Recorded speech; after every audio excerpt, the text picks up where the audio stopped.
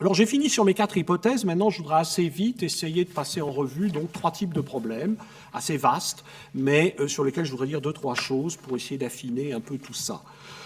La première, c'est les questions de gouvernance et de politique. La ville numérique, pour moi, ça correspond à la montée de toute une série d'interrogations concernant la gouvernance des villes, mais aussi la politique. J'ai tendance à penser que c'est peut-être à ce niveau que la politique des hommes risque de changer le plus. Elle pourrait avoir à se recomposer davantage qu'au niveau des États nationaux.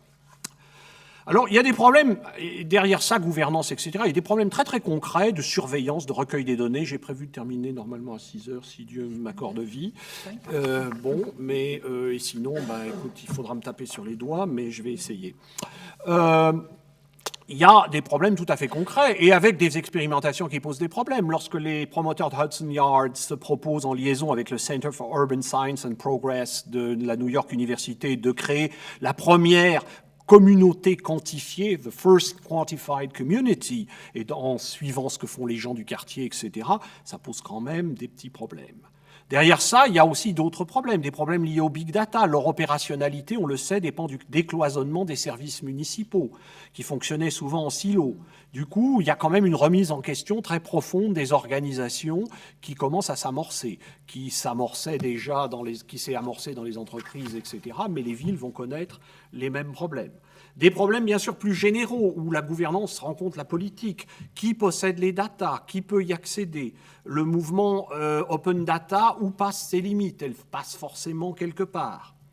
Alors, il y a des problèmes de fonctionnement ensuite de la représentation politique. On n'agit pas de la même façon en ligne que dans le monde physique.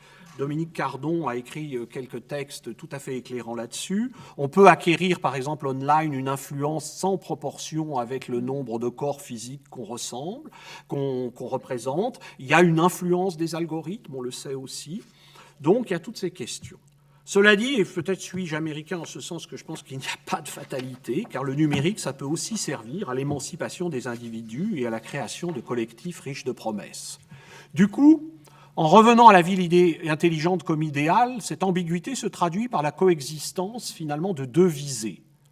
La première, c'est une visée finalement descendante, top-down, qui est complètement pénétrée d'idéaux néo-cybernétiques, donc très inspirés par les rêves de pilotage rationnel des années 50-60, avec l'idée finalement, la cybernétique, rappelons que c'était lié, ça vient finalement de Kyber, qui renvoie à l'idée de pilotage.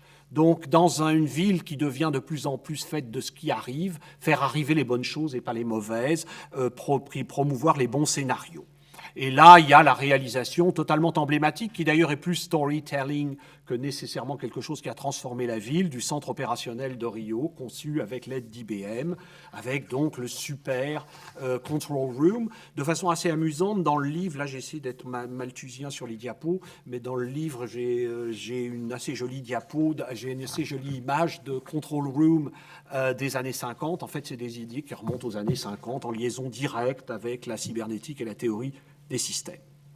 Alors ça, c'est un type d'idéal qu'on trouve dans, je ne vais pas donner des noms, mais qu'on trouve dans certaines villes, qui fait parfois rêver les maires, qui ne rêverait de gérer sa ville comme un joueur de SimCity.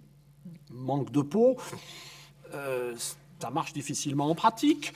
Et puis, il y a quand même un autre idéal, celui d'une ville plus collaborative, plus liée à l'initiative citoyenne, et qui donnerait finalement plus d'importance aux habitants, aux citoyens. Il est à cet égard intéressant qu'à Rio, on trouve aussi un mouvement de protestation, etc., organisé en partie aussi sur l'Internet, et Omeo Rio, qui est en fait une espèce de contrepartie à cette espèce d'Operation Center. Alors, ce que je voudrais dire à ce stade, c'est qu'il faut imaginer que ni l'un ni l'autre de ces idéals, à l'état chimiquement pur, enfin de ces interprétations de l'idéal de la ville intelligente, ne sont probablement viables. Le modèle top-down, c'est parce qu'on n'a jamais vu les villes se transformer en jeux vidéo géants pour maires un peu adolescents. Ça ne marche pas. Donc, ça fait courir des tas de risques en plus, etc. Mais le modèle bottom-up, je dirais le spontanéisme généralisé, on ne gère pas certains systèmes techniques ou certains problèmes forcément à force de spontanéisme. Donc peut-être faut-il imaginer des combinaisons entre les deux. Combinaisons qui sont d'autant plus faciles à faire qu'en fait, derrière cette apparente opposition, et c'est pour ça qu'au début j'ai dit un idéal, c'est qu'en fait il y a des choses qui circulent entre le modèle top-down et le modèle bottom-up, le modèle néo-cybernétique et son inverse. La première chose qui circule, c'est en fait l'importance cruciale donnée aux individus. Le bottom-up comme le top-down, ça marche quand même parce que les individus sont connectés, laissent des traces, etc., etc. Évidemment, avec des individus qui sont plus tout à fait les individus qu'on connaissait. C'est des genres de cyborgs, très équipés, etc. Rappelons d'ailleurs que la figure du cyborg, c'est à la fois une figure du top-down, de l'establishment militaro-industriel qui équipe le combattant idéal, mais c'est aussi une figure du bottom-up, et l'anthropologue américaine Donna Haraway a écrit un Cyborg Manifesto qui est tout à fait dans ces lignes-là.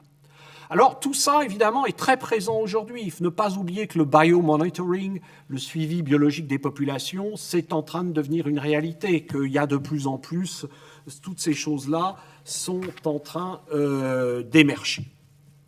J'ai l'impression que oui, voilà, donc ça c'était les cyborgs, et bon, par exemple, les timbres. Alors maintenant, vous avez même des gens qui réfléchissent, non plus des patchs qu'on vous met sur la peau, mais qu'on vous colle à l'intérieur du corps sur les organes.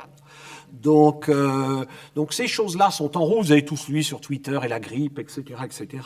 Tout ça est bien connu. Ce qui me semble important de noter, c'est que, évidemment, il y a d'autres façons de penser l'individu que le cyborg. Par exemple, probablement penser à un individu qui est à la fois diffus et en réseau. Ça, sur la gauche, vous avez le réseau Facebook d'une adolescente somalienne, et puis en même temps regroupé, tentant d'être un espèce d'urban warrior, et je dirais l'âge de la sociabilité en réseau est aussi l'âge du tatouage, qui semble marquer une espèce de différence irréductible entre moi et les autres. Donc il faut probablement penser toute cette complexité de l'individu contemporain. En tout cas, ce qui est clair, c'est qu'il faut probablement envisager des combinaisons.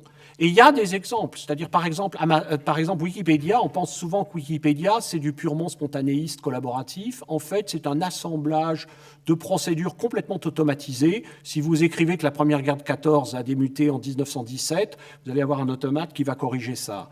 Et puis en même temps, de questions plus complètes, si vous éditez l'article consacré à Marine Le Pen aujourd'hui, il risque d'y avoir une réunion d'êtres humains pour en parler. Donc, vous avez en fait un mélange de procédures humaines, d'algorithmes, etc. Donc, ces choses-là se combinent. J'aimerais imaginer la ville intelligente de l'avenir comme un océan de choses collaboratives dans laquelle existe un certain nombre de noyaux durs néo-cybernétiques autour de quelques systèmes. Bon, je vais essayer d'aller un peu plus vite parce que j'ai plus que 10 minutes. Le deuxième point, alors là, je vais prendre quelques risques, c'est de faire quelques essais, non pas de prédiction, mais de où ça peut aller en matière de forme urbaine et de rapport aux infrastructures. Ça, c'était pas dans le livre français. Alors, la première chose à dire, c'est que pour l'instant, il n'y a pas beaucoup d'impact. Il faut quand même être clair en termes de forme urbaine. À part le mobilier intelligent, tout le monde étudie des bancs avec capteurs solaires, prises USB, etc. De Deco, ici, c'est un truc à Boston, mais c'est assez général. Alors, ça ne veut pas dire que... Alors, soyons clairs, Paris ou Manhattan ne vont probablement pas se changer complètement de trame urbaine, etc. Cela dit, on va beaucoup construire de quartiers neufs dans les décennies qui viennent. Et donc, il n'est pas impossible que les façons de concevoir les villes changent, avec notamment, par exemple, l'hypothèse que je ferais assez volontiers, c'est que les villes traditionnelles avaient une espèce d'obsession de la lisibilité, comme si elles devaient être leur propre carte. Aujourd'hui, on peut penser des villes plus complexes parce que grâce à l'espace augmenté, en fait, la complexité, elle est plus forcément spatiale. Vous pouvez avoir une très grande complexité d'usage d'espaces qui, par ailleurs, sont très enchevêtrés. Du coup, on pourrait retrouver... Ah oui, ça, c'était juste pour dire que Songdo, tout ça, c'est extrêmement conservateur en matière urbaine. Quand on se prétend mêler Central Park, les boulevards parisiens et les canaux de Venise, on n'est pas franchement dans l'inédit. Par contre, on peut imaginer assez curieusement qu'une certaine forme de complexité vernaculaire d'autrefois puisse redevenir des modèles d'urbanisme plus tridimensionnels, plus enchevêtrés. Ce n'est pas complètement impossible à imaginer. Alors, deuxième tentative, je dirais, de spéculation, et là je suis conscient, je suis dans la spéculation, mais qui là aussi on a quand même des indices, c'est la montée en puissance de la question de l'intérieur. et de la ville comme intérieure. Quand Rem Koolhaas annonçait ça dans les années 80-90, à l'époque de Delirious New York, probablement on n'avait pas encore complètement fini de comprendre que cette intériorisation avait à voir avec les questions de sécurité, d'environnement, et puis plus généralement avec le numérique. Mais ce qui est très frappant, c'est qu'on va aussi vers des villes de très gros objets, de macros-objets, dans lesquels vous avez une espèce d'internalisation de la ville, pour plein de raisons, c'est qu'on peut sécuriser, etc., une multiplication d'intérieurs urbains. Alors, il y a, pour les analystes un peu fins de la scène architecturale, il y a des choses qui semblent aller dans ce sens, parfois de façon assez surprenante. Par exemple, la mode de ce qu'on appelle en américain le stacking, l'empilement, où on suit plus, on n'extrude pas le plan, mais on fait des espèces d'empilements comme ça. Pour ceux qui ont regardé, enfin, par exemple, dans la série La Occupied de Arte, vous avez le siège du gouvernement de Norvège. Alors, je ne sais pas si c'est le vrai siège du gouvernement de Norvège, mais il est typique de cette tendance, je ne pense pas non plus, mais il est typique de cette tendance au stacking, par exemple. Ça, c'est un projet à Singapour, d'OMA, typique de ça. Une autre façon de mesurer ces changements, c'est en regardant les infrastructures et ce qui est en train de leur arriver. Il faut bien voir qu'une infrastructure traditionnelle, on l'a pensé en termes de flux. Aujourd'hui, quand vous savez quand va arriver le métro ou le bus, quand vous savez, etc., les aspects événementiels sur votre smartphone, ça devient de plus en plus présent, c'est-à-dire des événements qui vont vous permettre de monter, etc., dans le train. Avec, du coup, des choses très curieuses. Les historiens ont longuement étudié, par exemple, le passage de la pensée des itinéraires linéaires qui caractérisaient la pensée des infrastructures jusqu'au XVIIIe siècle à la figure du réseau, de la nappe, etc. Là, vous avez, par exemple, sur la droite, un atlas du XVIIe où on voit que les routes anglaises, par exemple, on ne les pense pas comme des mailles, on les pense comme des itinéraires. Mais il est assez intéressant de constater qu'aujourd'hui, le GPS nous replonge dans des logiques de ce genre, dans laquelle, finalement, peu importe qu'on soit sur un bout d'autoroute, un bout de nationale, ou qu'on tourne à droite dans une petite rue, en fait, tout ça est mis en séquence dans des itinéraires. Alors l'idée derrière ça, c'est de dire que peut-être qu'on va vers un plus grand éclectisme dans l'usage des ressources de transport, dans des combinaisons de plus en plus hybrides et éclectiques entre toutes sortes de modes de transport. Parce qu'aujourd'hui, avec un smartphone, on peut articuler un bout de trajet en vélo et un bout de trajet en bus. Et tout ça fait complètement exploser, je dirais, les figures traditionnelles du réseau comme pensée unique, finalement, du transport urbain. Alors, il y a d'autres choses qui sont en train d'ébranler la notion de réseau. Par exemple, toutes les questions liées aux logiques environnementales, avec le désir, par exemple, d'autonomie des immeubles. BZ, par exemple, tout cet imaginaire de l'immeuble déconnectable, qui est très très fort aujourd'hui, qui pose d'ailleurs des questions. Avec aussi toutes les idées de synergie locale, au lieu d'avoir des effets, le fameux modèle de Hammarbey. Alors, tout ça pour dire qu'il y a des choses qui semblent quand même aller dans le sens d'une transformation de la façon dont on va composer les villes, de la façon dont on va penser le rapport à l'infrastructure, etc. Alors, si la forme de la ville change lentement, les cartes, et là, il me reste 5 minutes, donc je vais aller très très vite, sont en train d'exploser. Bon, ok, alors si j'ai 5 minutes de plus, je devrais terminer. Alors, les cartes sont en train d'exploser. Les cartes reflètent aujourd'hui cette espèce de diversité. Je dis souvent, finalement, la carte, c'est un peu comme le sensorium actuel de la ville. C'est un peu l'espace dans lequel toutes ces choses-là sont rendues visibles et sensibles. À la fois que ça soit pour les autorités, top-down, ça fait partie de ces programmes de simulation qu'on vend à tour de bras aux municipalités qui en ont les moyens, mais aussi du bottom-up.